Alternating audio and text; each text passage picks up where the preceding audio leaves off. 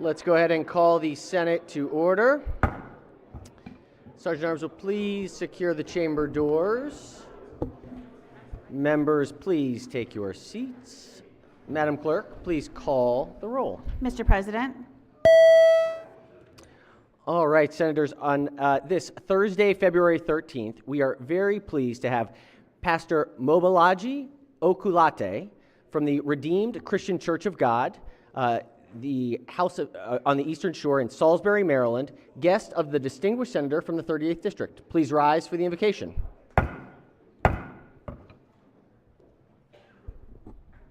Let us pray. Father God, we thank you for this day that you have made. We thank you for your blessing upon America. We thank you for being the Almighty God, the Father of all creation. We thank you for your prosperity that we enjoy as a nation, for your goodness and for your kindness to us. We are very grateful, and we pray that you will help us to honor you as God over America. Help us that we will live in righteousness, and we will give you the grace, and you will help us to live right and to do right. We thank you, God, for the peace and the freedoms that we enjoy in America. Father God, we pray for our military and the service members that work to protect our nation. We thank you for them and for keeping them from harm's way as they serve us as a nation. We also thank you for being the spiritual shepherd over America. Thank you for keeping watch over the affairs of this nation. We thank you for our Governor Westmore that you have chosen to lead Maryland at this time. We thank you for his administration. We ask that you bless him and his family. We ask that you give him the grace and the courage to continue to lead the state in prosperity. We pray that you will bless him with good health, strength, and sound mind to lead our state at this time. We also thank you for the executive, the judiciary, and the legislative branches of the government of the state of Maryland. We ask that you unite them in your love and give them the grace to work together as a team for the glory of the state of Maryland and of America. We ask that you endow our leaders, including the senators, with your wisdom, knowledge, and understanding to make legislations that will bring peace, progress, and prosperity to the state of Maryland and to America. We ask that the fear of God, which is the beginning of wisdom, will be in the hearts of our leaders. Help our leaders to be just and fair in their decisions. We ask that your will be done in our state and our nation. We pray that your righteousness will prevail in the land. We ask that you shine your light upon this nation. We pray that you will fill America with the Father's glory. We pray that you will turn our hearts towards you, and you will fill our heart with your spirit. We pray for your grace, mercy, and compassion. We pray for unity and oneness in our diversity. We pray that you will help us to love one another in the same way you have loved us. Help us to care for one another in the same way you have cared for us. Help us to be our brother's keeper and be willing to go the extra mile to serve one another. Help us to forgive one another as a people, as you have forgiven us, and help us to be obedient, loyal, and good citizens of America. All of this we have asked for in the name of God, the Almighty Father. Amen. Amen. Thank you, sir. Recognizing the senator from the 38th District. Thank you, Mr. President. I'm grateful that Pastor Okulate and his lovely wife, Faye, could join us in Annapolis today.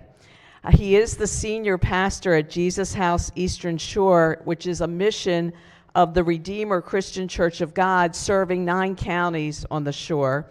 I also wanted to point out that the good pastor is a microbiology professor at the University of Maryland Eastern Shore. And I especially want to highlight his special gift in inspiring young people with his ministry and also with his profession. And I'd like to journalize his prayer. Thank you, Mr. President. Without objection, most certainly, Senator, we will journalize the invocation. Thank you for your presence today. All right, has everyone recorded their presence in the chamber? Looks little bit light at the moment. The clerk will take the call. With 42 members in the chamber and a quorum being present, the Senate of Maryland is now in session. We do have a very, very special introduction to kick off, resolution today. Let's go to the chair of judicial proceedings, Senator from Montgomery County. Thank you, Mr. President. It's my honor to introduce, well, he needs no introduction, but to introduce you to Josh Kurtz, who has started his career 30 years ago in journalism, someone who typifies just the importance of the Fourth Estate in covering state politics, where in a time where we're lacking in coverage. Maryland Matters. He was the founder of Maryland Matters about 8 years ago, co-founder of that fantastic publication. When anyone joins my office or my team, I say the first thing you got to do is you got to go to Maryland Matters. You got to enroll those alerts every morning. That's going to give you the best and most in-depth analysis of what's happening in Annapolis. Apart from that, just a tremendous friend and constituent. And so I just wanted to say thank you from the body.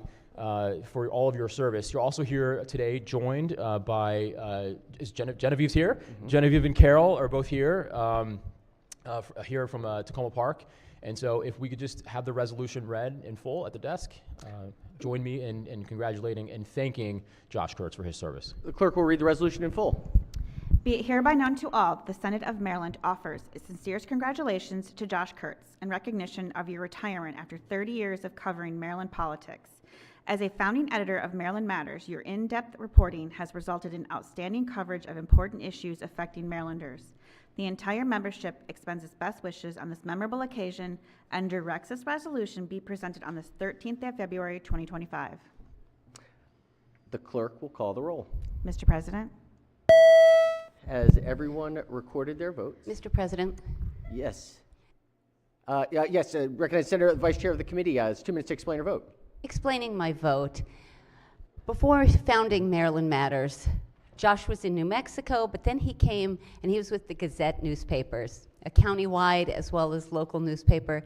He was the one who had the most insightful, accurate, intuitive, wry, funny coverage of our political and general happenings in Montgomery County.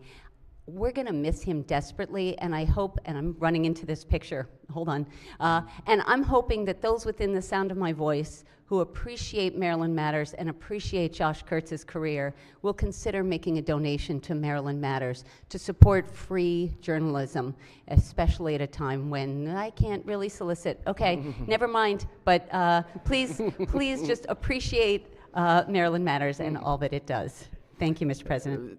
Thank you, Senator. And just the chair in explaining his vote, just want to deeply thank Josh for his incredible years of service and making sure to cover the state with new technology and new ways of engaging the public. I thought about using ChatGPT to come up with a Josh Kurtz 30 years winners and losers list. But it didn't pan out to be as funny as I thought it was going to be. So in all seriousness, know that we are so deeply thankful for your engagement and public service to Maryland. And the Senate of Maryland unanimously, with our all 44 votes here today, celebrate your 30 years of service. Thank you so much, Josh.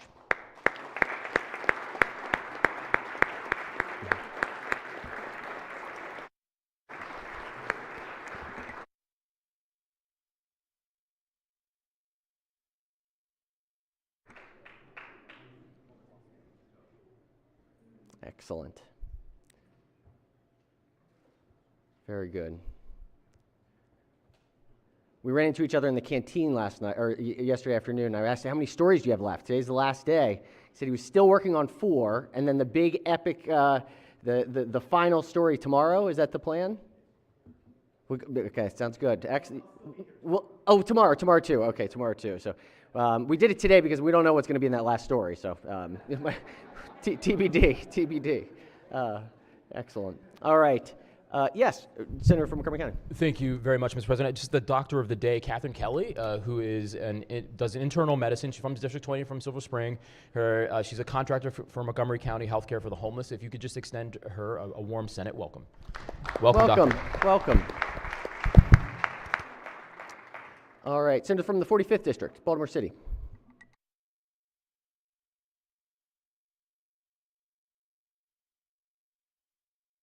I'm getting it. Thank you, Mr. President. Mr. President, if I can make an announcement in the gallery. Senator may proceed. In the gallery, colleagues, you all may not know this, but this is UB Day, University of Baltimore from that standpoint. And colleagues, it is my proud honor to just mention that they're celebrating 100 years of a legacy from that standpoint. I think of when you think of Baltimore City, when you think of the Baltimore region, there is no way that you do not see University of Baltimore as a pillar from that standpoint. And I think that, colleagues, if you do see UB the B, please do not forget that it's 100 years. Mr. President, I would be remiss if I did not mention, not only is University of Baltimore celebrating 100 years, but also the president is our first African-American mayor, elected mayor for the city of Baltimore, and I wanted to make sure that I lift that piece up. Kurt Smoke is his name, if you all do not know. But colleagues, if we can give a resounding applause for UB Day, celebrating 100 years in the state of Maryland. Excellent. Congratulations. Welcome, welcome to the Scholars of UB. Pleasure to have you all here. Enjoy your day in Annapolis. Recognized senator from the 25th District. Thank you, Mr. President. Colleagues, please join me in welcoming the staff of Mellwood Incorporated, who are here today to celebrate Developmental Disabilities Day with us in Annapolis. Founded in 1963 in Upper Marlboro, Maryland, Mellwood is one of the nation's leading advocates, employers, and service providers for people with disabilities and their caregivers. Comprised of a family of companies including Mellwood Enterprises and Mellwood Community Services and Mellwood Incorporated, they employ more than 1,600 workers, over 900 of whom are people with disabilities.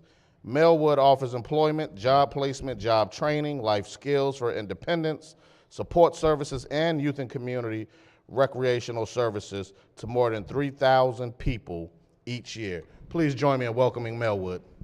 Welcome. Welcome. Recognized senator from Montgomery County. Thank you, Mr. President. Colleagues, as chair of the committee that deals with environmental issues, natural resources, forest management, on behalf of our legislative Jewish caucus, I wanted to bring to your attention that today is a Jewish holiday, Tu B'Shvat, which is also known as Jewish Arbor Day, or the New Year of the Trees. And so originally it was an agricultural festival that marked the start of spring and helped farmers determine when trees were mature enough to harvest. Today it's evolved in modern Israel as an ecological awareness day, a day of awareness for all trees, for life, and for our earth. Mr. President, and today it's also celebrated by, among other things, the planting of trees. So, Mr. President, just want to bring that to the attention of the body. Thank you. Excellent. Thank you for bringing that to our attention. Very good. From the Protocol Committee, we have some senators have something on their desks. Does either of the protocol co-chairs wish to explain? Yes, recognize the co-chair. Happy to do so, Mr. President. So colleagues, on your desks is a gift from the Protocol Committee. Just wanted to wish you all a very happy Valentine's Day. Also wanted to thank our staff as well, especially Carrie Doyle from my co-chair's team for her hard work in putting these together. So everyone, I hope you have a nice weekend. Happy Valentine's Day. Thank you. Thank you. Yes, thank you. It's a very excellent punny gift in there. So, all right, let's see. Senator from the capital city. Thank you, Mr. President. Joining us today on the floor, we have a student from South River High School. His name is AJ Palamine. He's 17 years old. AJ is an exceptional student who maintains a 4.2 GPA, colleagues. Excellent. He's also a member of the Future Business Leaders of America. He also maintains a job after school, in addition to being a part of the Global Communications and Public Affairs student program, where he is a leader in that program at South River High School. He is shadowing me today, so you'll see him here on the floor and with me in committee and JPR. Please give a warm welcome to AJ Palamine. Welcome, AJ. Welcome. You'll have an excellent day learning. Very good. Quick note, any other introductions? Any other? Yes, recognize Senator from the 38th. Thank you. Warwick? Well, actually, they're on their way, but oh, please. I have a mayor. Mayor of Crisfield, Darlene Taylor, is here for rural Maryland. If she could please stand. And if the whole group, if they're there. Wonderful, wonderful. Great to see you. Thank you, Madam Mayor. All right, let's see. Anything else? Any other introductions? If not, just a quick administrative note for Green Bag. So the official Green Bag Day is the 40th day of session, which would be on Sunday. Obviously, we are not going to be here on Sunday this week. And on Monday, we have our ceremonial President's Day celebration in the Old Senate Chamber.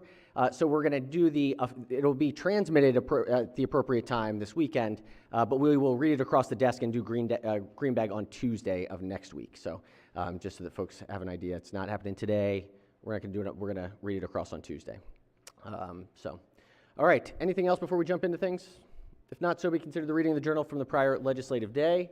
Let's go to Senate bill introductions, calendar number 36. Senate Bill 1015, Senator Jennings, Harford County Alcoholic Beverages Class AF Athletic Field License, rules. All right. Bill will be referred to the Rules Committee. We'll have to see if that one gets voted out of the Rules Committee. TBD, huh? All right. We've got bond initiatives. Number 26, clerk will read the bond initiatives. Number 1, Senator Gallion, Broad Creek Memorial Scout Reservation Budget and Taxation. Majority Leader moves so be considered the reading of the bond initiatives. They will be referred to the Capital Budget Subcommittee. Let's see. We've got report number 3 out of executive nominations. Clerk will read the report. The Senate Executive Nominations Committee reports favorably on the attached appointments and recommends that the Senate of Maryland advise and consent to these appointments. Clarence K. Lamb, Chair. Recognizing the Chair of the Committee. Thank you, Mr. President. Calendar number 3 is a calendar that includes appointments to a variety of boards and commissions. This is a list of nominees that we heard this past Monday evening. The names of the nominees can be found on the floor system under the Other Business tab. I request that we consider these nominees in regular session under Rule 22A and move that we special order this report until the appropriate time on Tuesday, February, I believe that's 18th. Perfect. All right. The Chair moves that we hear the nominees in open session and special orders that to the appropriate time on Tuesday. Any objections? Without objection, so ordered. Let's see. Can we do a ring the bells quickly? Let's do third readers to get these out of the way. And do a quorum call. Mr. President. Has everyone recorded their presence? If so, the clerk will take the call. With 43 members in the chamber and a quorum being present, the Senate of Maryland remains in session. We're at third reading calendar number 7. Clerk will read the first bill. Senate Bill 8, Senator Kagan, Education Maryland Civic Excellence Program established. Senate Bill 8 is on third reading for final passage. Any discussion? If not, clerk will call the roll. Mr. President. Has everyone recorded their vote? Anyone wish to change their vote? Explain their vote. If not, the clerk will take the call. With 44 votes in the affirmative, Senate Bill 8, having received a constitutional majority, is declared passed. Senator from the 45th, did I? On that? I text you, Mr. President. I got an announcement at the appropriate time. Oh, Senator, go ahead. We're good. Colleagues, if I can, just wanted to lift up that in the gallery that we have today is a shadow. Her name is Ethna Meisner. She's a Baltimore City College student at this time. Sorry to my folks from the other school at this moment, but she reached out, Mr. President, and she said that she would love to see how our government works. Obviously, today is a professional development day for Baltimore City Schools, so she'll spend the next 3 days with us. She's standing right here in the gallery. You all can give her applause for joining us today. Welcome, welcome. Quite appropriate after the Civic Excellence Program. All right, clerk will read the next bill. Senate Bill 19, Senator West, Estates and Trust, Compensation of Guardians of Property and Trustees. Senate Bill 19 is on third reading for final passage. Any discussion? If not, clerk will call the roll. Mr. President. Has everyone recorded their vote? Anyone wish to change their vote? Explain their vote. If not, the clerk will take the call. With 44 votes in the affirmative, Senate Bill 19, having received a constitutional majority, is declared passed. Clerk will read the next bill. Senate Bill 22, Senator West, Task Force to Study Fiduciary Education in Maryland. Senate Bill 22 is on third reading for final passage. Any discussion? If not, clerk will call the roll. Mr. President. Has everyone recorded their vote? Anyone wish to change their vote? Explain their vote. If not, the clerk will take the call. With 45 votes in the affirmative, Senate Bill 22, having received a constitutional majority, is declared passed. Clerk will read the next bill. Senate Bill 32, Senator Guile, real property holding over expedited hearing and service of summons for active duty service members. Senate Bill 32 is on third reading for final passage. Any discussion? If not, clerk will call the roll. Mr. President, Has everyone recorded their vote? Anyone wish to change their vote, explain their vote? If not, the clerk will take the call. With 45 votes in the affirmative, Senate Bill 32, having received a constitutional majority, is declared passed. Clerk will read the next bill. Senate Bill 48, Senator Simon Nair, Department of General Services, Identification Cards, Veteran Status Notation. Senate Bill 48 is on third reading for final passage. Any discussion? If not, clerk will call the roll. Mr. President, Has everyone recorded their vote? Anyone wish to change their vote, explain their vote? If not, the clerk will take the call. With 45 votes in the affirmative, Senate Bill 48, having received a constitutional majority, is declared passed. Clerk will read the next bill. Senate Bill 51, Senator Ellis, Accountants Licensed Out-of-State Practice Privileges Qualifications. Senate Bill 51 is on third reading, final passage. Any discussion? If not, clerk will call the roll. Mr. President, Has everyone recorded their vote? Anyone wish to change their vote, explain their vote? If not, the clerk will take the call. With 45 votes in the affirmative, Senate Bill 51, having received a constitutional majority, is declared passed. Clerk will read the next bill. Senate Bill 84, Senator Quarterman, Department of Public Safety and Correctional Services, Study on Location of Individuals Prior to and Following Incarceration. Senate Bill 84 is on third reading for final passage. Any discussion? If not, clerk will call the roll. Mr. President, Has everyone recorded their vote? Anyone wish to change their vote, explain their vote? If not, the clerk will take the call. With 45 votes in the affirmative, Senate Bill 84, having received a constitutional majority, is declared passed. Clerk will read the next bill. Senate Bill 89, Senator Simon Nair, Department of the Environment, Notation of Veteran Status. Senate Bill 89 is on third reading for final passage. Any discussion? If not, clerk will call the roll. Mr. President, Has everyone recorded their vote? Anyone wish to change their vote, explain their vote? If not, the clerk will take the call. With 45 votes in the affirmative, Senate Bill 89, having received a constitutional majority, is declared passed. Clerk will read the next bill. Senate Bill 101, Senator Carroza, Wacomico County Vehicle Laws, Prohibition on Roadway Solicitations. Senate Bill 101 is on third reading for final passage. Any discussion? If not, clerk will call the roll. Mr. President, Has everyone recorded their vote? Anyone wish to change their vote, explain their vote? If not, the clerk will take the call. With 45 votes in the affirmative, Senate Bill 101, having received a constitutional majority, is declared passed. Clerk will read the next bill. Senate Bill 102, Senator Guile, Insurance Pooling Public Entity Definition.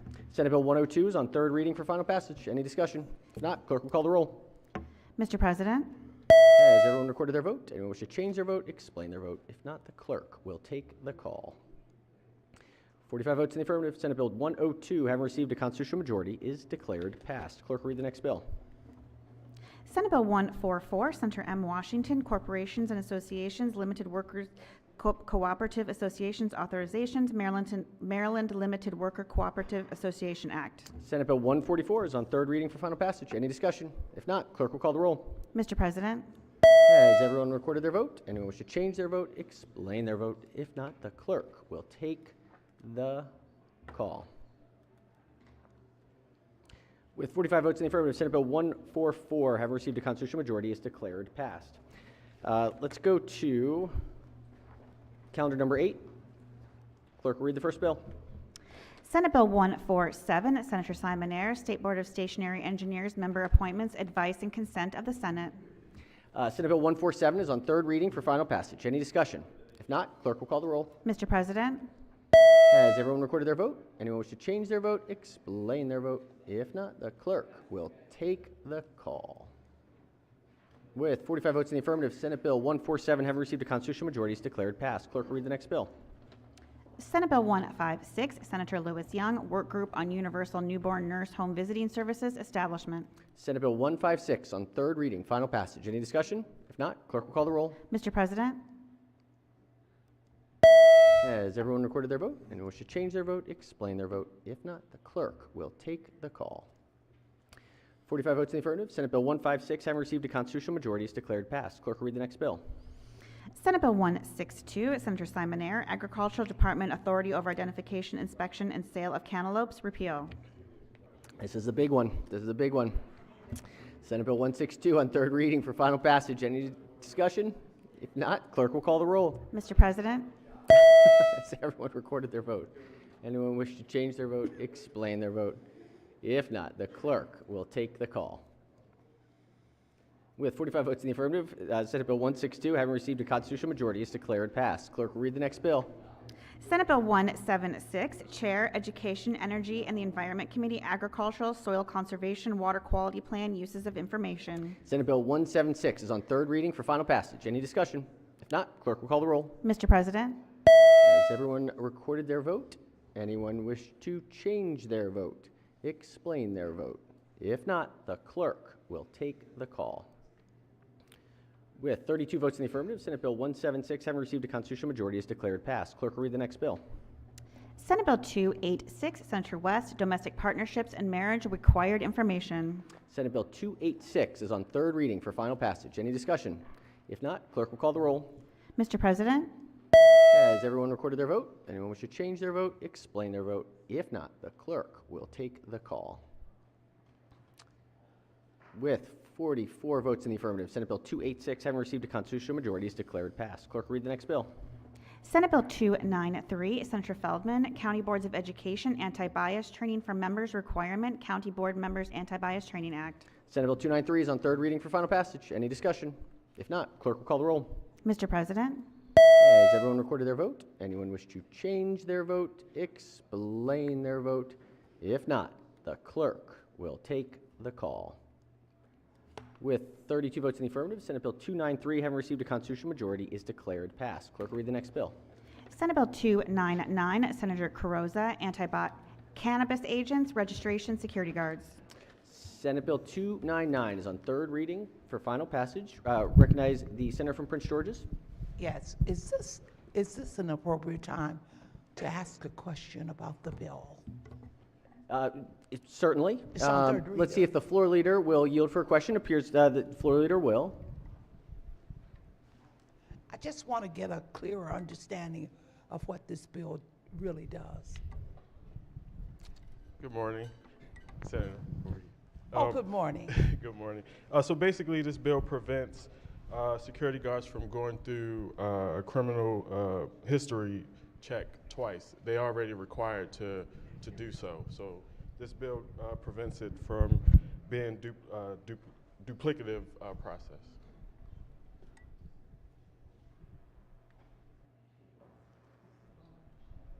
Oh, you didn't hear me? I'm sorry.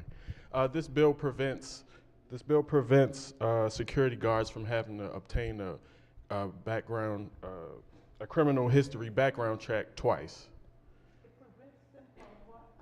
It prevents them from having to receive a criminal background history check twice.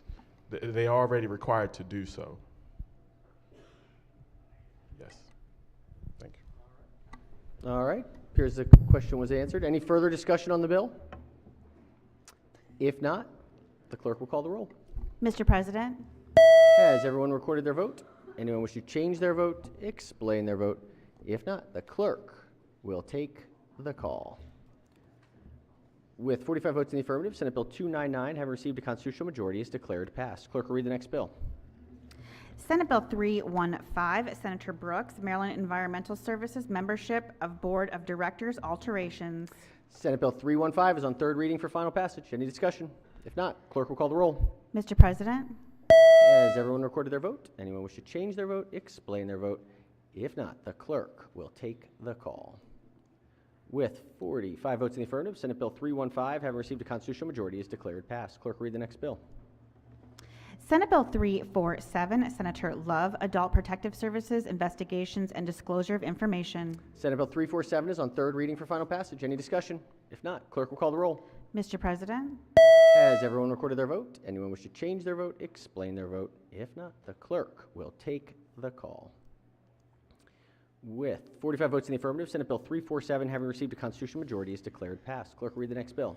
Senate Bill 371, Senator Beidel, State Board of Pharmacy Renewal Notices, Electronic Means. Senate Bill 371 is on third reading for final passage. Any discussion? If not, clerk will call the roll. Mr. President, Has everyone recorded their vote? Anyone wish to change their vote? Explain their vote? If not, the clerk will take the call. With 45 votes in the affirmative, Senate Bill 371, having received a constitutional majority, is declared passed. Clerk will read the next bill.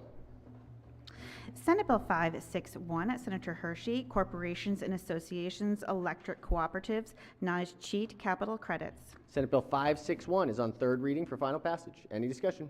If not, clerk will call the roll. Mr. President, Has everyone recorded their vote? Anyone wish to change their vote, explain their vote? If not, the clerk will take the call. With 45 votes in the affirmative, Senate Bill 561, having received a constitutional majority, is declared passed. All right, we got one more third reading calendar. Yes, recognize Senator from the 38th District. Thank you, Mr. President. Friends and colleagues, today is Community College Day in Maryland, and I am very pleased to introduce the group that came up from the Eastern Shore. These are the students from Warwick Community College, and Dr. Deb Casey is the president. So welcome. Welcome, welcome, welcome.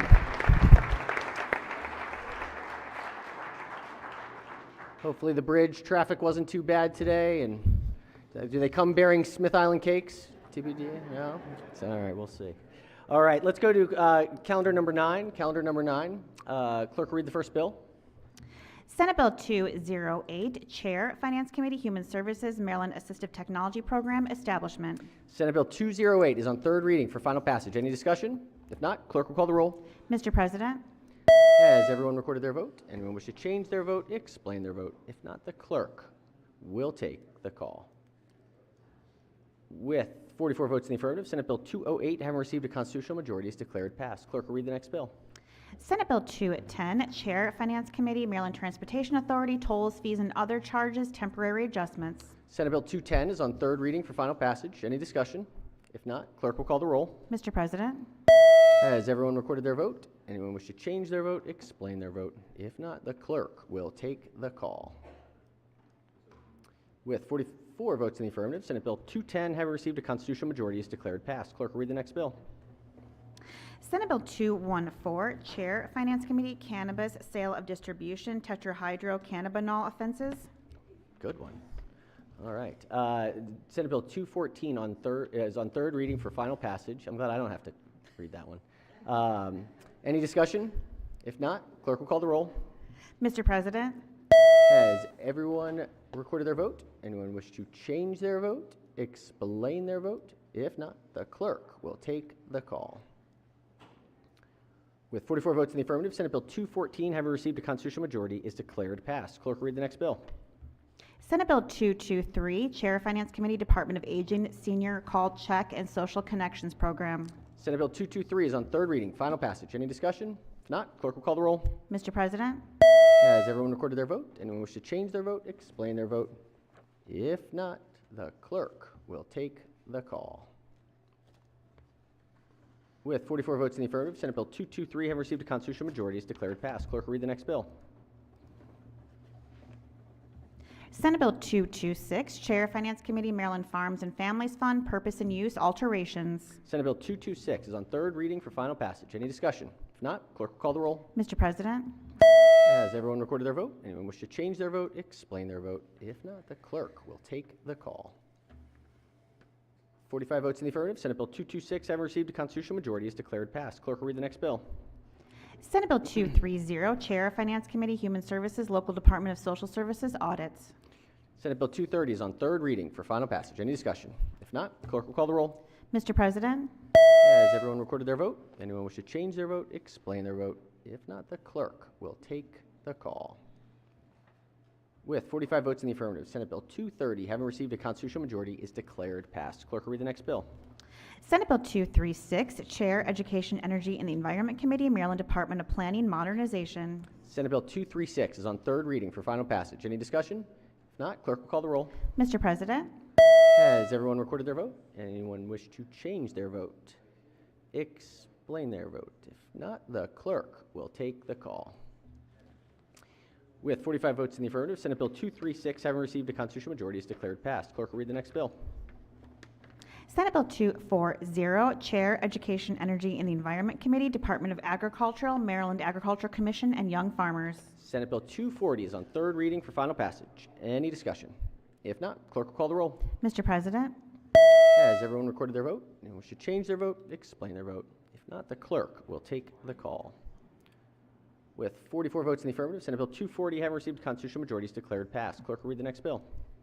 Senate Bill 245, Chair, Education, Energy, and the Environment Committee, Municipalities, Annexation Resolution, Submission, Department of Planning. Senate Bill 245, third reading, final passage. Any discussion? If not, clerk will call the roll. Mr. President, Has everyone recorded their vote? Anyone wish to change their vote? Explain their vote. If not, the clerk will take the call. With 45 votes in the affirmative, Senate Bill 245, having received a constitutional majority, is declared passed. Clerk will read the next bill. Senate Bill 260, Chair, Education, Energy, and the Environment Committee, State Government Forms Reporting Requirement Repeal. Senate Bill 260 is on third reading for final passage. Any discussion? If not, clerk will call the roll. Mr. President, Has everyone recorded their vote? Anyone wish to change their vote? Explain their vote. If not, the clerk will take the call. With 45 votes in the affirmative, Senate Bill 260, having received a constitutional majority, is declared passed. Clerk will read the next bill. Senate Bill 271, Senator M. Jackson, Maryland Tort Claims Act, Employees of an Office of a Sheriff. Senate Bill 271 is on third reading for final passage. Any discussion? If not, clerk will call the roll. Mr. President, Has everyone recorded their vote? Anyone wish to change their vote? Explain their vote. If not, the clerk will take the call.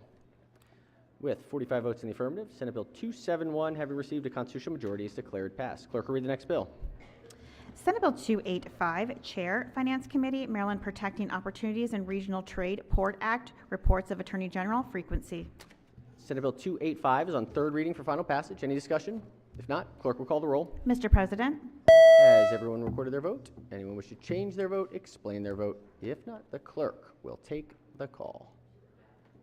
With 45 votes in the affirmative, Senate Bill 285, having received a constitutional majority, is declared passed. All right, that does it for third readers. Let's see here. We've got a special order calendar. We'll start with number 8. Clerk will read the bill.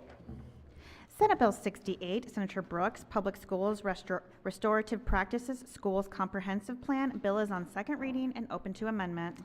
All right, let's see. We're on second reading here. Amendments. Do we have any amendments? Recognize the bill sponsor. Oh, nope, it looks like we do have an amendment. Recognizing the minority whip has an amendment. Pages will collect and distribute the senator's amendment. Just give us a moment to distribute. Mr. President, while they distribute, I know we're going to have an amendment before us. I'm trying to refresh my memory. Am I able to could I ask the floor leader a question to clarify something before we discuss the amendment? Is that appropriate? Now that it is distributed, we probably would. That's fine. It's before us. We may get to it as we discuss it. That's fine. Thank you, Mr. President. Senator may proceed on the amendment. Thank you, Mr. President. As I understand it, and perhaps in the reply, the floor leader would be able to affirm this. This bill deals with restorative practices and having MSDE establish a framework for what is appropriate restorative practices in the state. The bill does not, because as I first read it, it was checking this, the bill does not mandate any school system do any of this, but if you want to be known as a school system or a school that is a restorative practice school, you'll need to follow MSDE's comprehensive plan that they're going to put together over the next year plus. And so with that in mind, in the bill, there's a few issues about restorative practices and restorative justice as it relates to the classroom that have been concerning to me because ever since we sort of went all in on this in Maryland, it's been about a decade, I don't know that anybody would say things have gotten better as it relates to school performance, school discipline, quality of life for our teachers in the classroom, a lot of different factors. That doesn't mean that every practice that is involved in restorative practices is bad. In fact, I think obviously from a common sense perspective, some of the things that are mentioned in the list of restorative practices are things we would have done even before we called it that. But there are some things that are part of what was called restorative approaches is now it's going to be called restorative practices that I have some concerns about based on experience that I've seen from a number of people that have talked with me and being around it. And the first one is on page 2, so on page 2, starting at line 12, there's the list of what's considered what restorative practices may include. And the bill adds personal accountability at the end of this list, which I think is a good addition, because that was not in there before. But there are things like conflict resolution, mediation, peer mediation, and all of that makes sense. There's something called circle processes, restorative conferences, social emotional learning, trauma-informed care, and positive behavioral intervention supports. And again, most of the things on this list, I may have, you may have in the body may have quibbles with how it's done or the process of it, but at least it makes some sense. But one of the ones there's two things that stick out to me. One of them is circle processes, and for those that are not familiar with that, that is where you gather a classroom of students, and this is done a lot in HR circles and in corporate America as well, when we were dealing with conflicts that happen in a workplace with adults. But it's also done, this kind of process is done a lot in group therapy sessions with licensed, trained clinical mental health professionals leading a group to discuss conflicts and problems. But circle processes have become a real go-to for some places that practice these restorative practices. And the concern is, I've had a concern for a long time, coming from a family of educators and watching some of what's happened in our school systems. One of the challenges our teachers face is that we're asking them many times to teach, to bookkeep, to be a counselor, to be a therapist, to be the discipline enforcer, which they generally were in the past. We're asking them to do a lot. Social work. And these kind of restorative practices, these kind of circle processes really put an educator who's well trained in a number of areas, but is not a therapist or mental health professional, into the role of being the therapist for a bunch of 7 and 8-year-olds or 9-year-olds, and or any age really.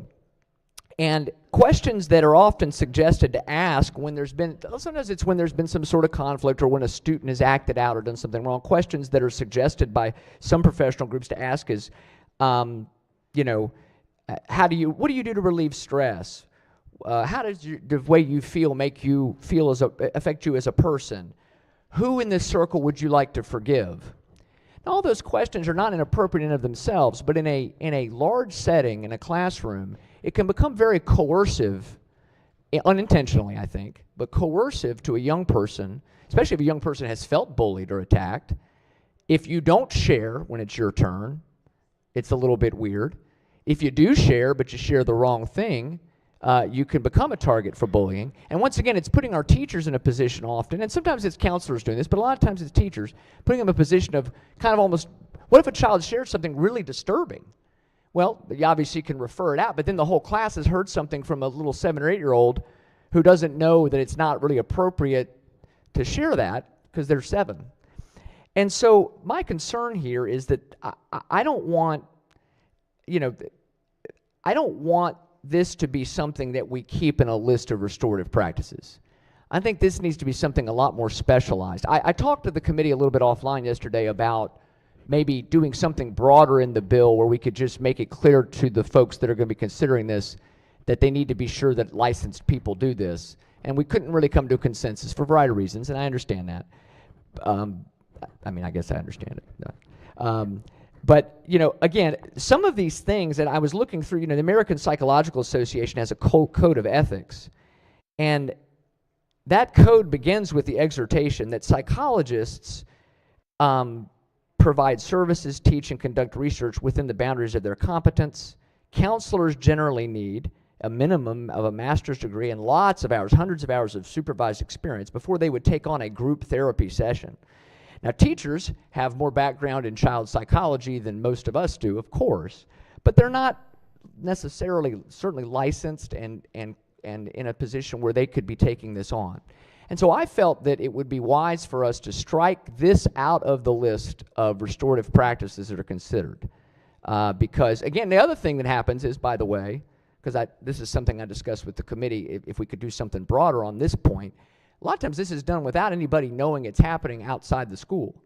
This is not done with parental consent. Parents are not always notified when these sorts of things, these kind of circle processes are happening. And so I think it actually puts our schools and our teachers, again, in a bit of an awkward spot. And so, Mr. President, my amendment, and I appreciate the indulgence of the body, but I wanted to give the background. I have a second amendment on a separate issue that will not be as long of an explanation. But I do think it's important to think about these bills and what we're doing. We've had a number of things hit us, by the way, this year, where we passed something a few years ago or a couple years ago, and maybe a few people made some warnings and kind of brushed aside. So I just think it's important that we consider everything we do in every bill that we do. So I would just move this amendment to just strike this out of the list.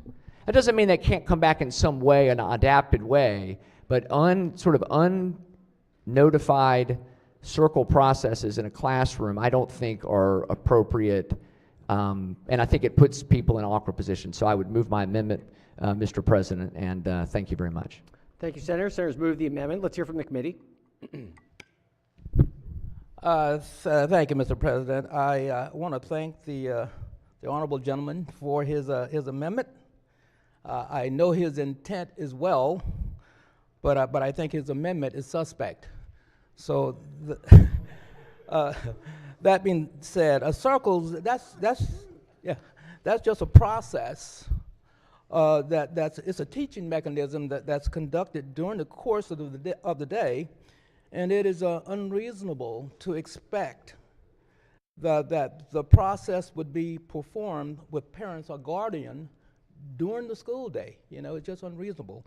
And it happens during part of the academic day, you know. So, you know, I think I'm going to have to ask the body to reject this amendment. All right. Let's hear from Senator from District 6 on the amendment. I'm standing in to see if we can move favorable on this amendment, and the reason is that things happen unintentional, Mr. President. And when they do happen unintentionally, you know, people can be in something that they don't want to be a part of. And at the same time, if you think about it, those that don't want to participate, they're maybe forced to participate uncomfortably in the position that they don't want to be in. And I think it's important that we realize that at any given time, that if a student participates in something that they don't want to be a part of, they're looked at differently. And it shouldn't be that way. And at the same time, if parents are notified about this at the same time, which they should be, every parent should notify of these activities that are happening in our school. It's imperative that we emphasize, more than anything, parents' participation of the activities of our children in school and the activities that the children that are asked to be a part of participation that they don't want to be a part of. So I think it's important that we understand it, Mr. President, and I look forward to see everybody moving favorable with this amendment. Thank you. All right. On the amendment, let's hear from the senator from the Lower Eastern Shore. Thank you, Mr. President. I just have a quick question about the amendment. Will the floor leader yield? To the maker of the amendment, or I have a quick question for the floor leader. For the floor leader. Senator may proceed. Yeah, and so with regard to this situation and this practice, what role do the parents have when the decision is made to use this type of restorative practice, this meeting in the group? Do the parents have any say? This is a decision that's made by the school administrators, I assume, on the spot, right? Right. It's a standard by MSDE, and it is enabling. The schools can adopt it, or they cannot, but it's a standard. And those schools who choose to do that will utilize restorative practices. Yeah. Yeah, and I could see how a school administrator would want to have the ability to do this.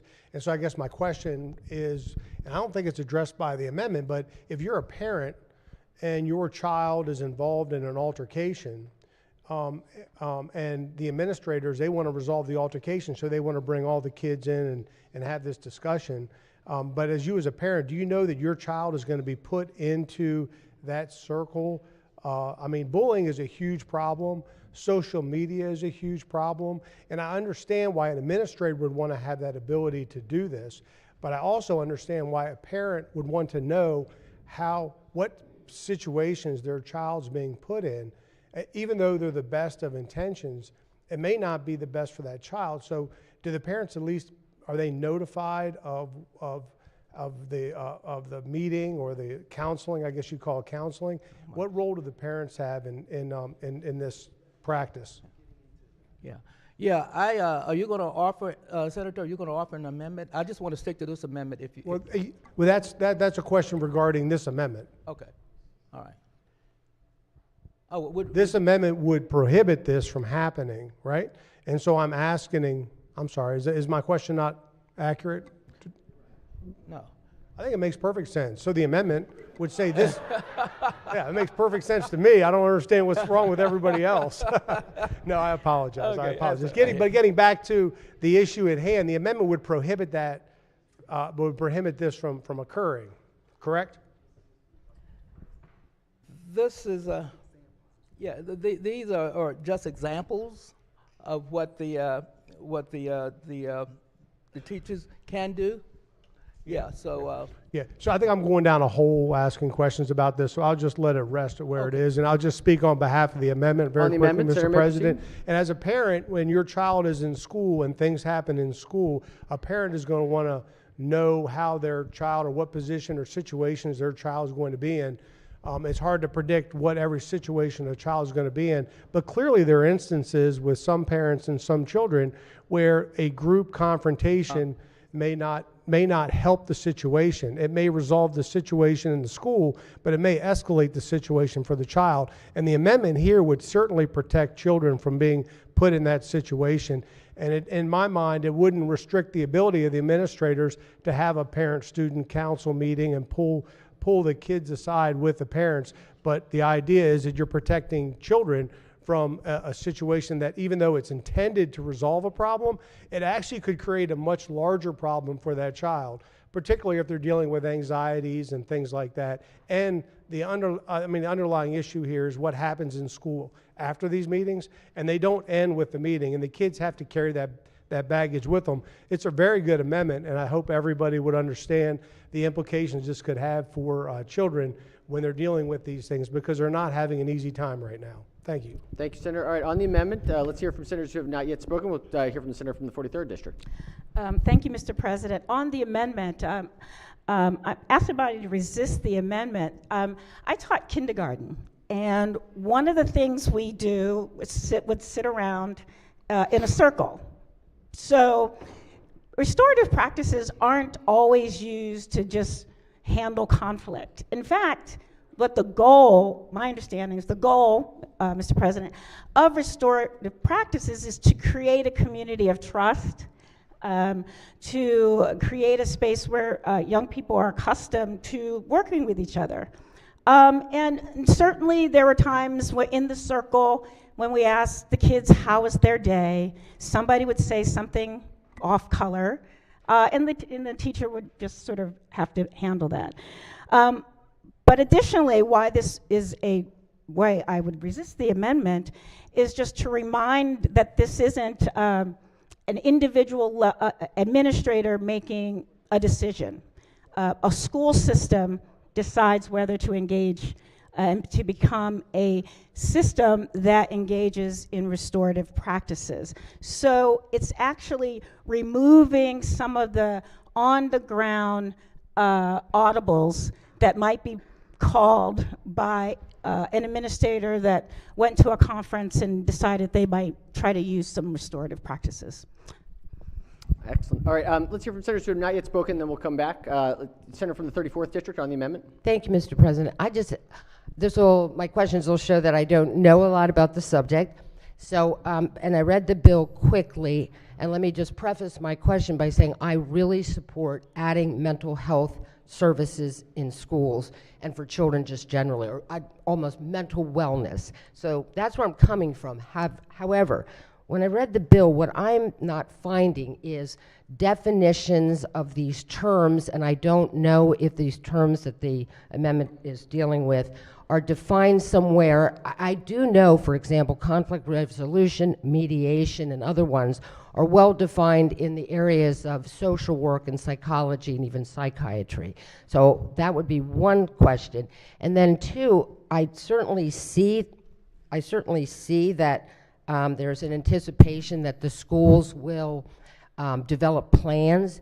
But what I'm wondering is does the bill protect the quality and expertise of the people that would be involved? I don't know if this is teachers, who have a certain kind of degree, or if the anticipation of this kind of school is going to heavily, I hope, rely on and bring in mental health workers and services and expertise so that any effort like this is going to be met with that kind of success, as well as protection, as well as the issues of liability, as my friends over here have mentioned, just the idea that you might expose children to a kind of therapy, if you will, and yet don't have the training and the personnel for it, and you might be subjecting children to unintended and harmful consequences, and I would be a little worried about that. I know that's a lot. There's a couple of questions in there, and any help you could give me would be appreciated. All right, we yield to the floor leader on the response. Yeah, it's an illustrious list and not, all defined, but it's just a tool that's being used that the teachers can use to bring harmony to the classroom amongst the kids. Yeah. Okay. Well, sure, we didn't yield. We'll be a little bit, but Senator from the 34th, if you want to follow up on the question. So there aren't definitions, but they are borrowed terms. So my second part of that was about who will be providing these kind of these are terms borrowed from mental health and social services. So who in the school system is it anticipated would be getting the training? Would they be required to have additional degrees? Is there an expectation that we would keep the quality and training at a high level so that we would protect both students and children, children, parents, and teachers who may not feel that they're qualified? So could you address training and expertise and liability? Yeah, so MSDE, that's their job. They're doing that, and to provide the training and whatnot. That's part of the bill. Yes. That's the main point of the bill. All right. Let's hear from the senator from District 1 on the amendment. Thank you, Mr. President. May I have some question with the floor leader, please? Senator may proceed. Certainly. So, good evening, or morning. I'm trying to push the day ahead. So, and it is on the amendment, but if I may, on page 2, line 21, we're actually adding in personal accountability as well. So my question, as it has to do with the amendment, is we are adding personal accountability. So meaning whoever that person is needs to understand that they have some role in this particular issue. When it goes back to circle process, the concern and why the amendment was here was to encourage or concern that parents were not involved. My question to you is, when circle process is used, do the teacher, are they required to follow up with the parents to let that person know that they had this issue and this discussion during the school day? Yeah, the MSDE is working on that. I mean, that's why the bill is here. Yes. Yeah. So MSDE is trying to, Mr. President, as I understand that MSDE is trying to work on the process that the parents are involved, that they are reported back, that this had happened? It is the entire framework of the bill. Yeah. So the entire, Mr. President, so the entire framework of this bill is to report back to the parents what has happened in all of the restorative practices. What's this question? Because it's listed as the circle processes, restorative practices. I mean, I just don't. You're talking about, well, you're talking about personal accountability? That was added to it. that was to lead to personal accountability, that the person needs to be, have a discussion with them, that they have some involvement of it. My question is, the parents being involved, that we have reported back to the parents saying that we have talked to my son or my daughter about this, and we used this process. Yeah, well, this is a comprehensive plan, and the parents should be involved. You know, so yeah, it's a standard that's offered by MSDE. You know, and you know we want all stakeholders to be involved. This is about creating an environment that is conducive to learning, dealing with conflict resolutions, all of the positive things that we want our kids to experience in school. Now, I ask you, Senator, have you ever visited a school where restorative practices have been utilized? I haven't, but my wife being a substitute teacher, while we may or may not have that in there, she has had some experience with it. Oh, well, I'm sure then there's a whole bunch of positive things that she can say about it. I've had the opportunity to visit 2 of them, and it has been an eye-opener. So yeah, it works. It really works. So, Mr. President, knowing that there's some experience here in this, my question would be, were the parents then reported back that this happened while you had experienced this? Do you know that, were the parents informed that this had happened? MSDE, once they complete the plan, then, I mean, that's their job. Point of order, Mr.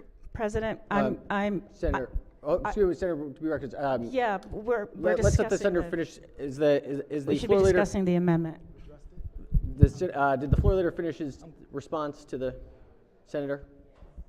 I'm sorry, would you repeat that, Mr. President? Was your response completed? Yes, yes, it is. Okay. Yes. Well, thank you for the answer. I tend to believe that the information that has been given is proof that this amendment does need to be passed, and that it just seems to me that this part needs to be struck from these good services. Thank you. All right, Mr. question President. remains on the amendment. Let's see, any senators who have not yet spoken wish to speak? If not, we'll hear from the minority. Mr. President. Let's hear from the senator from the 44th. Just a quick question for the floor leader. Will the floor leader yield to a question? Senator may proceed. I just to be clear, I'm looking at line 12. It says restorative practices may include, right? Yes, it does. The maker of the amendment is attempting to strike line 16. But as I read may, that's permissive. It's not mandatory. Am I correct? That is correct. So they don't have to do this, correct? They do not. No, it's enabling. Right. Thank you very much. Sure. All right, let's hear the senator from the 37th on the amendment. Thank you, Mr. President. I'll be real quick because I already know I had one bite at the apple and we're getting ready for Valentine's Day and all that good stuff. But the argument was made that this has been done in classrooms and it works, and that's from a teacher's perspective. But I don't know if anybody in the chamber has heard this. When you talk to kids, they've got ops. Anybody heard that? Where are the ops? We got ops. The pages know what I'm talking about. They got ops. Everywhere you go, you got ops, okay? So the concept here works for the teachers, right? The teachers resolve the problem. I'm talking about the kids. The kids have ops. They have to have this meeting because they had a beef.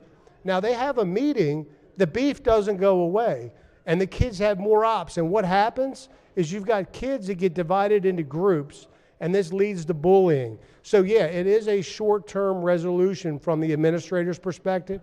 What the amendment would do is would prevent these groups from getting together, force the administrators to use other mechanisms to sit the kids down and talk about these things. But the reality is so different than what's being discussed on how this works. I mean, it's a really hard thing dealing with social media, bullying, and problems in school.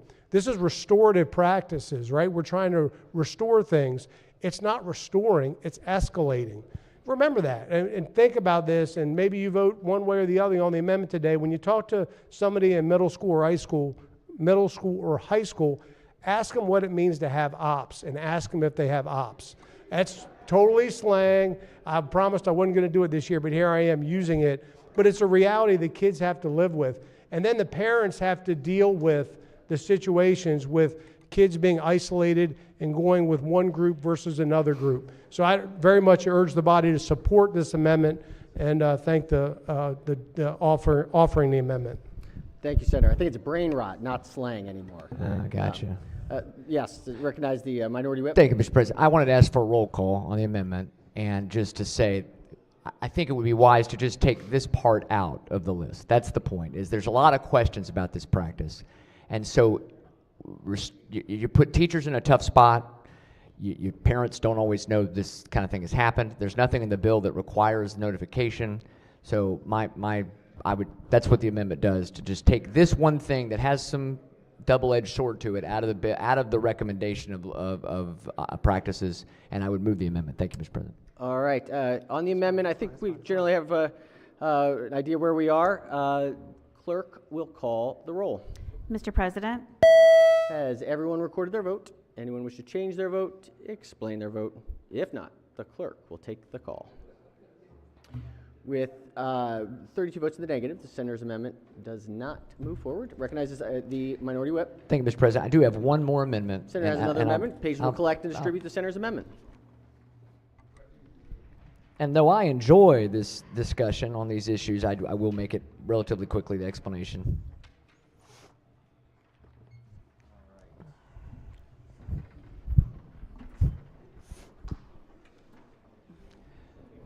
All right, sir, you may proceed. Thank you. The debate on the last amendment actually went in a little bit of a direction that this amendment is aimed at on a different line of the bill. We talked a little bit about making sure parents are notified, because a lot of times when these practices are used, which I think would be a good thing to add to this bill just in general. I know this is the answer about this is MSDE putting this framework together. Yes, but I think as we're the policymakers, and so we give direction in bills, and so I think it's just as there was something added to the list of restorative practices, I think it's important we give direction. There's one, on line 17, just below, the body in its wisdom decided not to strike circle processes, but the next one on the list is restorative conferences. And as I understand it, and based on what I've looked at, that is when you get the bully and the bully together, and you're going to have a conference between two parties. The idea is that the offender is going to be able to perhaps apologize in person, try to make amends, acknowledge the hurt. You give somebody an opportunity to kind of face their tormentor. And I think there's some issues that can be fraught, but I do believe that can be a productive thing, provided there's the right safeguards around it, and I hopefully there is. What my amendment just does is I believe we need to make it very clear to MSD as they put this policy together, those kinds of conferences, there should be a parent or guardian present. I don't think we want to pull two young people together for a restorative conference with, it's fine to, of course, to have a neutral party like an administrator or a teacher or a counselor present, but to not have, I think you need adults present when this kind of conference is happening, to be sure that there's follow through and it's clear. So that's all the amendment does, is just on that one line say there needs to be a parent present for a restorative conference. I was not trying to make parents present for a circle process or something like that, but for restorative conference. So I would move my amendment, Mr. President. Thank you. All right, Senator moves the amendment. Let's hear from the floor leader. The amendment talks about circle processes, the one you, hold on, this is not the amendment. Hold on. I think, Senator, just as a point of parliamentary procedure, the amendment adds with a parent or guardian after the circle processes, not after. Yeah, this is not the amendment.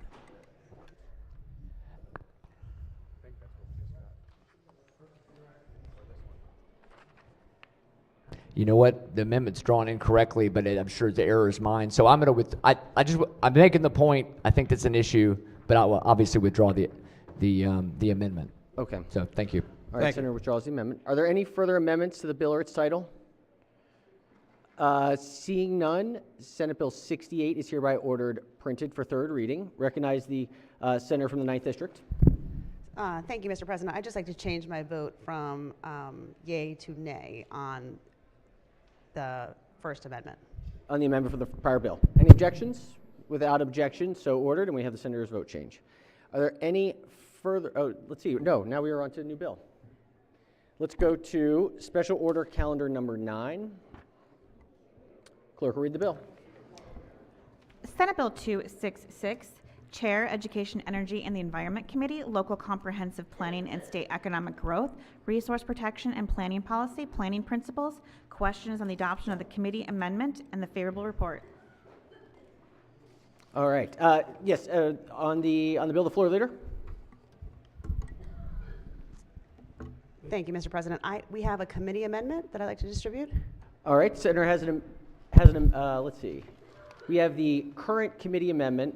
Do we want to adopt that one before we? Sarah, everything right? Okay. All right. Sorry. Let's take up the committee amendment first. Any discussion of the committee amendment? Any objections to the committee amendment? Without objection, the committee amendment is adopted. Question now is on the amended report. Any discussion? Any objections? Without objection, the amended report is adopted. The floor leader has a subsequent amendment that the pages are now distributing. And once we get it out, we will ask the floor leader to describe the amendment. Just because it's been a while, Mr. President, can I remind folks what the bill does? Sure. Okay. Please. So just briefly, the bill deals with the Maryland Department of Planning. It's a departmental bill, and it replaces the 12 visions with the local planning commission with specified planning principles. And so this amendment clarifies that the goal of these planning principles is to promote sustainability and protect the quality of life for all Marylanders. Additionally, it states that public participation and partnership is really, really important in planning. And then it clarifies that the working landscapes that are prioritized in the bill include farm, forest, and fisheries. So this incorporates some of the late feedback that we got from the Maryland Rural Council, MARBIDCO, and MACO, and we had subsequent conversations with the Secretary of Planning, as well as the good senator from St. Mary's County. I believe this is a consensus amendment, which the committee voted on yesterday. I urge adoption of the amendment and the favorable committee report. All right, the senator moves the amendment. Any discussion on the amendment? Recognize the senator from the 29th. Thank you, Mr. President, and I appreciate the committee and the secretary. I did think that coming from a rural area of the state, that it is very important that when we're putting planning principles together, that we talk about the entire state and we talk about how we look at the quality of life for all Marylanders. I think it's important we mean what we say and say what we mean, and I appreciate the committee for putting that together and working on this amendment. Thank you. All right, thank you. Any further discussion on the amendment? Any objections to the amendment? Without objection, the amendment is adopted. Any further amendments to the bill or its title? Seeing none, Senate Bill 266 is hereby ordered printed for third reading. All right, that does it. The desk is clear. We have a few more things to get through today. And before I forget, just want to note, pretty scary story today in the Times about avian flu. And so, things are looking not great with its spread and conversion to humans. And spoke to the executive agency, and they are monitoring it closely, working with federal partners on this one. So we'll keep an eye on it, but it's definitely a very big deal and spreading to other, not just the poultry, it's moving into the cows. So and spreading to humans in some cases. So we're going to keep an eye on it, and we'll keep everybody posted as we have more information. Let's do committee announcements. Chair of Finance. Thank you, Mr. President. Finance will meet at 1 o'clock today. We have 10 bills, and we only have 20 witnesses. All right. All right. Chair of Education, Energy, and the Environment. Thank you, Mr. President. EEE will meet at 1 p.m. We also have 10 bills, but we have 112 witnesses lined up on energy bills. The voting session that was supposed to happen may not happen, and so again, 112 bills, with your bill being the first up on the list. So I apologize. be brief. I apologize Please be to brief. the committee ahead of time. We're recommending very, very brief testimony across the board. Yes, Chair of Budget and Tax. Thank you, Mr. President. I'm curious, how many witnesses for the President's bill?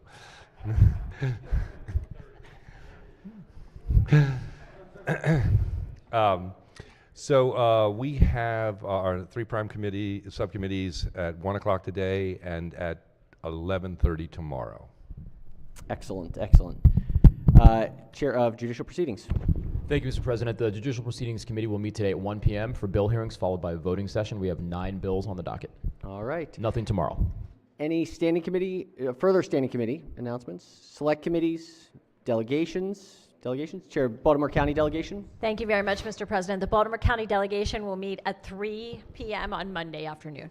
3 p.m. on Monday. Montgomery County Delegation. Thank you, Mr. President. Quick reminder, colleagues, immediately when we get off the floor, Montgomery County Delegation is going to huddle. Verta Welcome Room, 4th floor, Miller Building. Thank you, Mr. President. Thank you, Senator. Baltimore City Delegation. Thank you, Mr. President. The city delegation will meet this Monday at 4 p.m. in the James Building, the Cade Room. Excellent.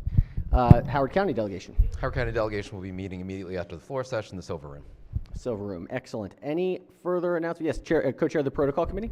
Thank you, Mr. President. A couple protocol committee matters. First of all, we have a birthday today. Permission to use the senator's name. Senator may proceed. Wish a happy birthday to our senator from Maryland's coast, Senator Mary Beth Carrozza. Happy birthday. As always, only place you'd ever like to be on a birthday, right here. Yes. Secondly, colleagues, if you haven't paid your protocol committee dues, please get that to me or my protocol committee co-chair. Cash, check, Zelle, Cash App, PayPal, Venmo, whatever you got, we'll take it. The VIG is running. The VIG is running here. So get it paid as soon as possible. And then, Mr. President, I know we're pro forma tomorrow, so if I could just thank the pages quickly before everyone wants to get out of here for lunch. But first, we have Mara Babb from Anne Arundel County, District 33. If you give her a round of applause. Next, from Baltimore County, District 7, Raheem Bashir. Next, from District 24, Prince George's County, Noah Beasy. Next, District 43, Baltimore City, Kayla Bryant. And next, from District 14, Montgomery County, Joshon Jing. Next, from District 7, Hartford County, Gregory Thomas. And next, we have District 19, Montgomery County, Madison Watts. And finally, District 11, Baltimore County, Maya Woolberg. So give them a round of applause. Thank you.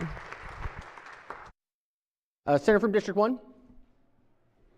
Thank you, Mr. President. It is a birthday for Rural Maryland Council. This is their 30th anniversary. They were codified in 1995. I believe they're up in the gallery. Let's give them a round of applause and a happy birthday to Rural Maryland Council. Excellent. A lot of great work is done to help from one side to the next of the state of Maryland. Thank Very you. good. Senator from the 38th, the birthday senator. Thank you, Mr. President. I wanted to share with my colleagues that tonight is Taste of the Eastern Shore with this fine tradition of fine foods, and many constituents from the shore will be up. It's being held at the Graduate from 5:30 to 7:30. And I just want to remind you that it's hosted by the Tri-County Council for the Lower Eastern Shore in partnership with the Mid-Shore Regional Council and the Upper Shore Regional Council. So we hope to see you. This is a fine tradition. Please join us. Thank you very much. Senator from the 41st. Thank you, Mr. President. Colleagues, today we have joining us students from the Friends School of Baltimore. They're here to learn the legislative process. So please join me in welcoming them. Thank you. Welcome to the Friends School. Welcome. Senator from the Capital City. Mr. President, colleagues, Monday, the legendary ladies of Sigma Gamma Rho Sorority Incorporated will be joining us here for their legislative day in Annapolis. They'll be touching off at 5:30 p.m. at the Chop Tank. They have been encouraged to visit the legislators that represent them. So if you see ladies in blue and gold in your office, please welcome them warmly, and they will also be joining us on the floor as well. Thank you. Excellent. Thank you, Senator. Before we go, today's also Senate's past, and so it's always important to remember those of us who were served ahead, and they're going to have a number in the chamber later this afternoon. And before we leave, we'd like to hear from the senator from the 25th, who has some remarks for us today. Thank you, Mr. President. Colleagues, as we gather here in this sacred chamber during Black History Month, we have a unique opportunity to honor the remarkable individuals whose contributions have shaped our communities, broken barriers, and inspired generations to rise higher than those before them. This opportunity reminds me of a quote by civil rights attorney and activist Vernon Jordan, who said, "You are where you are today because you stand on somebody's shoulders. And whether you are heading, you cannot get there by yourself. If you stand on the shoulders of others, you have a reciprocal responsibility to live your life so that others may stand on your shoulders. It is the quid pro quo of life. We exist temporarily through what we take, but we live forever through what we give." It's hard to imagine that in this day and age, we still have Black history consistently being made around us. It's 2025, and yet when I look around, I still see people, even in this chamber, and meet those whose shoulders I am privileged to stand on. The remarkable thing about Black history is that it isn't just something locked in the past, captured in black and white photos and textbooks. Black history isn't just about learning the stories of those who came before us. It's being written every single day right before our eyes. I'm proud to come from a legacy of resilience, innovation, and triumph. I am proud to walk among those who continue to defy the odds and make history in real time. These stories are not confined in the past. They are the people I encounter, the communities I engage with, and the experiences that shape our present and our future. The beauty of Black history is that it is living, breathing, and continuously evolving. It's found in the artists, it's found in the educators, it's found in the activists, it's found in the leaders, and the everyday people whose contributions, big and small, are shaping the world we live in. I have the distinct honor and pleasure to walk alongside Black history in this very chamber, and I'm very proud of every interaction, every moment, and every stride that we all take forward to make as a people. Today, I'm proud to spotlight not only a talented leader and a fierce advocate, but both a personal friend and inspiration, former Senator Melanie G. Griffith.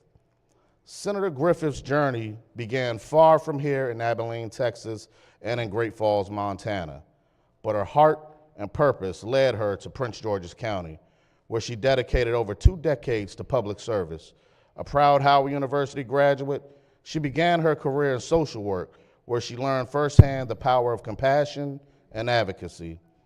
And it was the same passion that brought her here to the Maryland General Assembly. In 1998, Senator Griffith was elected to the Maryland House of Delegates, where she quickly distinguished herself as a thoughtful, determined leader. Over the course of her service, Senator Griffith worked with 5 governors, 4 county executives, 7 District 25 delegates, 2 speakers of the House, and 2 Senate presidents. During this span, in 2018, Melanie was elected to the Maryland State Senate, making her the first African-American woman ever elected to represent Legislative District 25. As I stand on her shoulders, she stands on the shoulders of Senator B. Tignor, who was the first African-American woman who was appointed to the seat. Melanie again made history with this body when she was voted to become the President pro tem of Maryland in this Senate in 2020. This made her the first African-American woman to ever serve in this role. From budget and tax to serving as chair of finance, she made a monumental stride to better the lives of all Marylanders. Though she had many titles, her legacy is not defined by those titles. It's defined by her results and the deep connection she built with the constituents that she represented. Senator Griffith worked tirelessly to bring about equitable change in Prince George's County and across Maryland. She helped secure hundreds of millions of dollars for the Blue Line Corridor and made sure Prince George's County had a seat at the table on the Maryland Stadium Authority. And she also focused on economic development and nonprofit organizations while fighting to expand access to health care. Senator Griffith, a distinguished member of the Maryland State Senate, has been instrumental in advancing legislation aimed at reducing health disparities and promoting equity across the state. In 2020, she led a bipartisan work group focused on creating a more equitable foundation for all Maryland residents, regardless of race, gender, or geography. The collaborative effort resulted in a comprehensive 47-page report that showcased over 19 pieces of legislation that we all have now enacted into law, addressing critical issues such as health disparities, wealth equity, and environmental justice.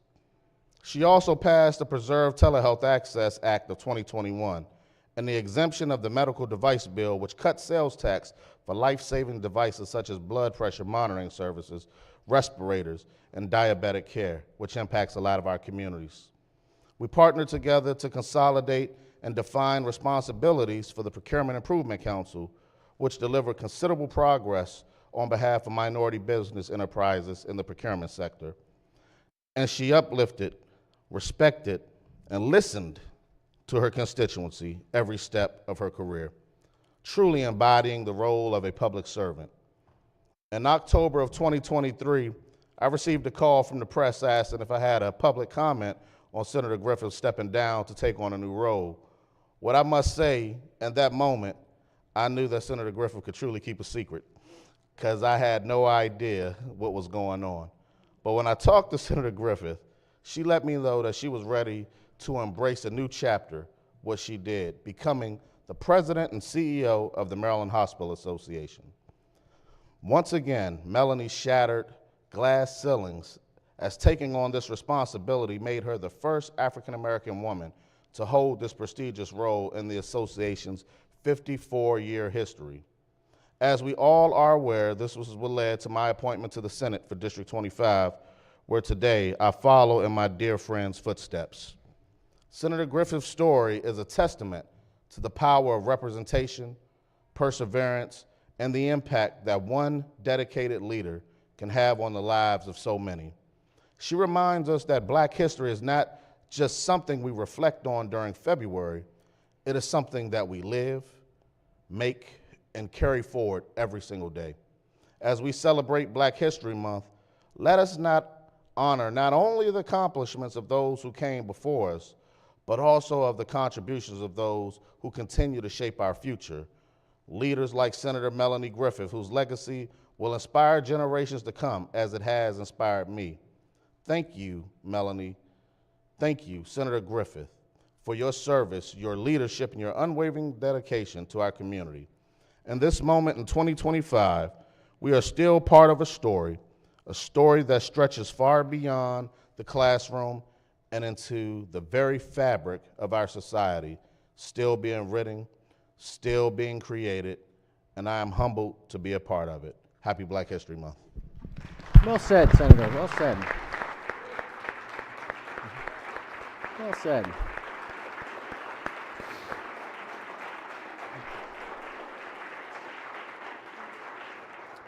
I believe we will see the good senator this evening, too. I think she'll be here for Senate's Pass, so we'll be able to tell her what excellent remarks you were able to pass along to her. Yes, I recognize the senator from the 27th District. Yes, on behalf of the Prince George delegation, we are certainly proud to have Senator, may I say the senator's name? Senator, may proceed. Senator Charles is a part of our body, and that was a terrific reflection for Black History Month, but also a reflection of a predecessor of his and many of ours. So could his remarks be journalized? Without objection, most certainly we will journalize those remarks. If we could just get the senator to pass them up to us when he's exiting the chamber today so we can get them into the record. All right, I think that does it. Let's do a quorum call before we adjourn. Mr. President? Has everyone recorded their presence? If so, the clerk will take the call. With 46 members in the chamber and a quorum being present, the Senate of Maryland remains in session, recognizing the Majority Leader. Thank you, Mr. President. I move the Senate of Maryland stand adjourned until Friday, February 14th for a pro forma session at 11 a.m. Without objection, so ordered. Stay safe and dry.